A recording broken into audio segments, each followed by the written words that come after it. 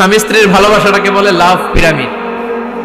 উপরে এরকম সমুদ্রের মতো না, উপরে থাকে আল্লাহ আর ডানে স্বামী বা স্ত্রী, এই দুই কোণায় স্বামী স্ত্রী, আর উপরের কোণায় আল্লাহ।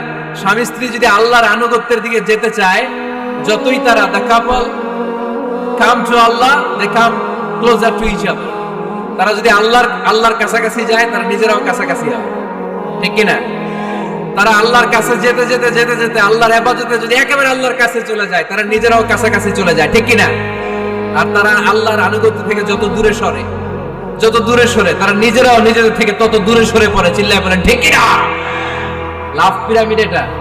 এজন্য the closer the couple comes to Allah, the closer the couple comes to each other।